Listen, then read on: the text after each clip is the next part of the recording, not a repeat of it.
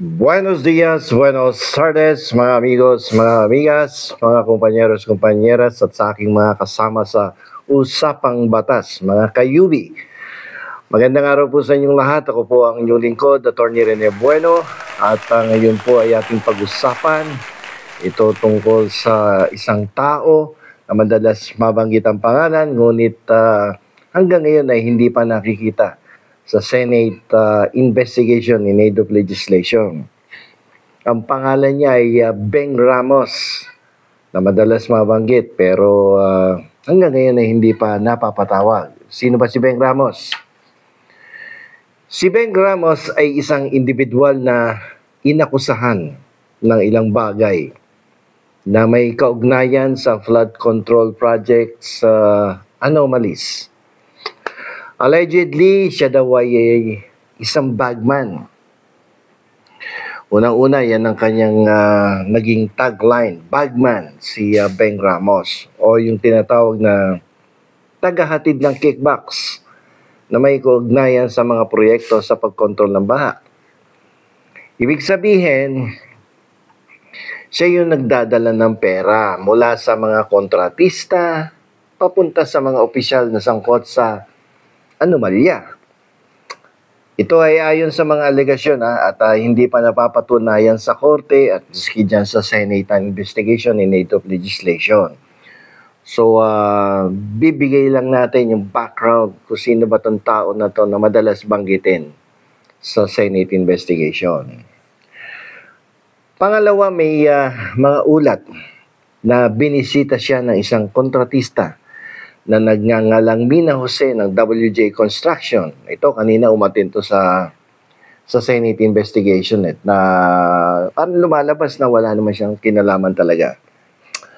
Ang pagbisita na ito ay naganap noong panahon na nagsisimula na ang investigasyon ng Senado tungkol sa mga anomalya sa flood control. Ang pagbisita na ito ay nagdulot ng hinala dahil si Beng Ramos ay sinasabing staff member ng Blue Ribbon Committee. Pero ngayon itong si WJ medyo nagkaroon ng linaw itong kay Mina na medyo nalinis ang kanyang pangalan dito sa kanyang pagkakasangkot ng kanyang kumpanya dyan sa flood control na yan. Ewan ko lang, hindi pa natin alam kung tapos na yan. Okay, so si Beng Ramos din ay naakusahan, allegedly, nagpapanggap daw siya na staff ni Senator Jinggoy Estrada. So, mahalaga yan sa investigation. Sabi ni Jinggoy, hindi naman daw niya staff yan at kailanman na hindi naging parte ng kanyang opisina. Ayon kay Senator Estrada, dati siyang affiliated sa Senate Blue Ribbon Committee at dating girlfriend ng isa sa kanyang mga staff members. Ayun naman pala. Dating girlfriend ng isang staff ni Senator Jinggoy Estrada.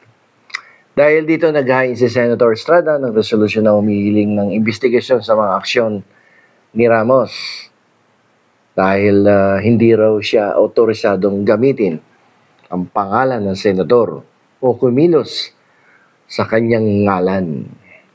Okay, so hanggang ngayon, hindi na pa natin nakikita si Beng. Ito ipapaliwanag natin bakit hindi natin makita itong Beng Ramos na to sa Senado. Sa isang pagdinig sa Kongreso, nagbigay ng testimonya itong si Bryce Hernandez. At sinabi niya na may mga pag-uusap, no? Siya noong December 2022 kay Beng Ramos na sinasabi nga ni staff member ni Senator Jinggoy Estrada.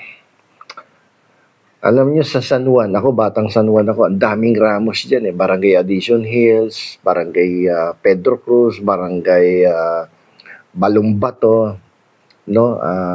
Madaming mga Ramos dyan sa San Juan.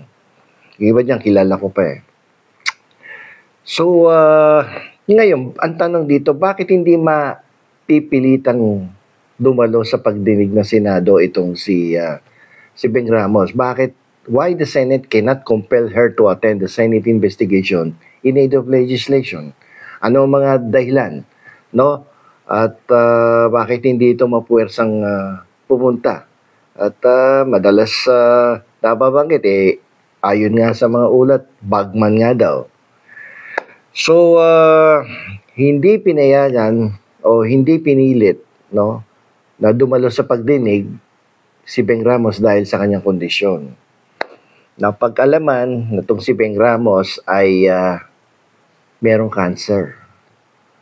So, ang pagdalo sa isang matagal at nakakapagod na pagdinig sa Senado ay maaari magdulot ng matinding stress at panganib sa kanyang kalusugan.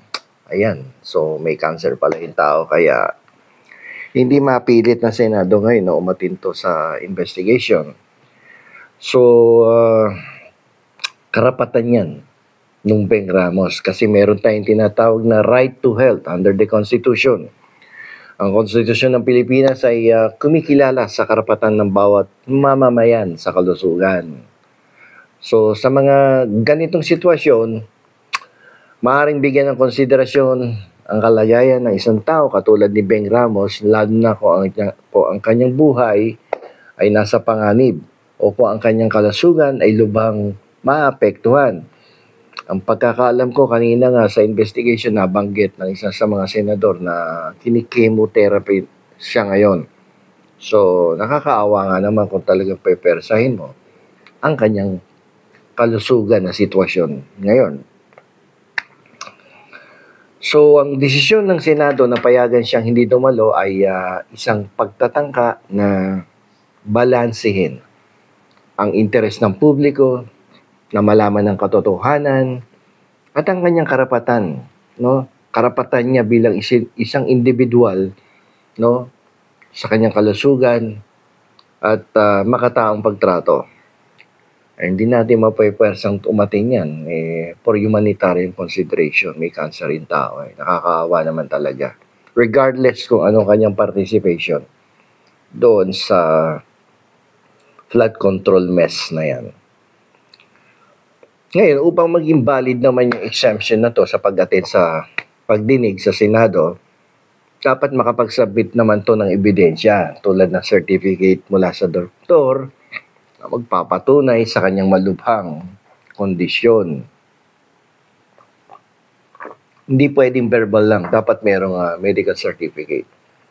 Pero sigurado naman, hiningan to ng Senado, no, ng mga medical certificate at supporting evidence para ma-justify yung hindi niya pag-attend.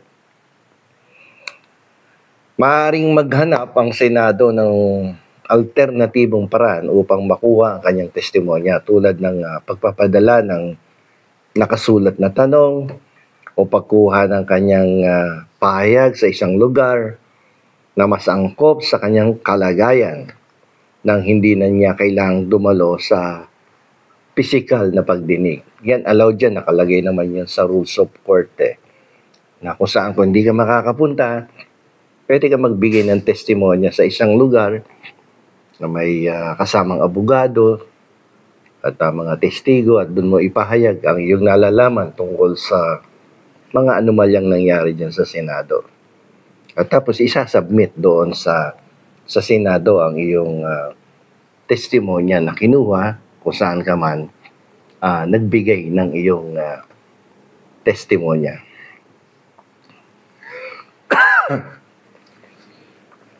Okay, sa pagtatapos ng ating kwentuhan ngayon, kailangan po kasi nating manindigan, no, sa mga aral na natututunan natin mula sa kaso ni Beng Ramos. At nitong flood control projects na to, itong anomalya nito, itong mga aligasyon ng katiwalian, pagpapanggap, at pag-aabuso sa kapangyarihan, nagpapakita ng mga malalim na problema sa ating sistema ng gobyerno na nangangailangan ng agarang aksyon. Hindi tayo pwedeng manahimik na lamang. Kailangan nating maging mapanuri, magtanong at igiit ang pananagutan mula sa ating mga pinuno.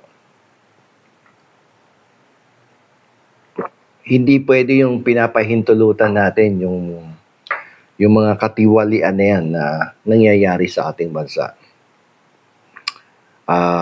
Masyadong seryoso yung issue, no? Yung pagkawala ng bilyon-bilyong pondo ng ating bayan. Hindi lang yun, kundi pati na rin yung pagkasira ng tiwala sa ating mga institusyon na nagpapahina sa mismong pundasyon ng ating lipunan. So ito pong kaso ni Beng Ramos, gaano man ito kakomplikado, ito po ay isang malinaw na paalala ng bawat isa sa atin ay may mahalagang papel sa paglaban sa katiwalian. Suportahan po natin ang pagsisikap na mag-imbestiga, pag-usig, at magparusa sa mga nagkasala. Maging aktibo tayo, no? Tayo pong lahat na lumahok sa pagpili ng mga leader na may integridad, katapatan, at tunay na dedikasyon sa serbisyo publiko. Tandaan po natin na ang tunay na pagbabago ay nagsisimula po sa ating sarili. Sa atin mismo. Sa pamamagitan ng pagiging responsable, matapat, mapanuri, maaari tayong maging bahagi ng isang lipunan na may integridad, katarungan, at paggalang sa batas. Dapat magkaisa-isa tayo no? Lalo na sa linggo, magkakaroon ng protesta. Wala dapat politika, wala dapat pangalan ng personalidad. Dapat kung gusto natin magprotesta laban sa korupsyon, nakatuon tayo doon sa korupsyon at hindi sa mga political personalities. Sa pagkakaisa, sama-sama nating itaguyod ang isang kinabukasan kung saan ang pananagutan ay hindi lamang isang salita, kundi isang pamantayan at kung saan ang bawat Pilipino ay may pagkakataong umunlad sa isang lipunang malaya sa katiwalaan. At sana sa linggong darating ay magkaroon ito ng isang magandang resulta, yung ating gagawing protesta, rally, laban sa korupsyon. At isang payo lamang, na sana itong protesta na ito sa linggo ay wag nating gamitin bilang opportunity na manira sa ating gobyerno at hindi naman kasi lahat na naglilingkod sa gobyerno ay masama, May mga ilan na tayong na-identify na sangkot diyan. Yun ang i-pressure natin na dapat tumigil na sa mga katiwalian at kung maaari nga sana mapilit natin, ma-pressure natin na magsipagbitiw na sa kanilang mga katungkulan bilang public officials dahil hindi sila karapat-dapat na manatili sa ating pamahalaan at dahil pera ng ating bayan at kinabukasan ng ating mga kabataan na nakasalalay dito. So, ulitin ko sa linggo, magsama-sama po tayo at sa isang malawakang protesta na pagpapahayag ng ating damdamin na tayo po ay hindi sumasang-ayon sa mga nangyayaring katiwalian sa gobyerno at maging isang boses tayo at isigaw na tayong lahat ay laban sa korupsyon at kailangan na po ng isang pagbabago upang magkaroon ng mas magandang direksyon ang ating pamahalaan. So, nandito na lamang po. Ito pong inyong likod, Adonio Rene Bueno.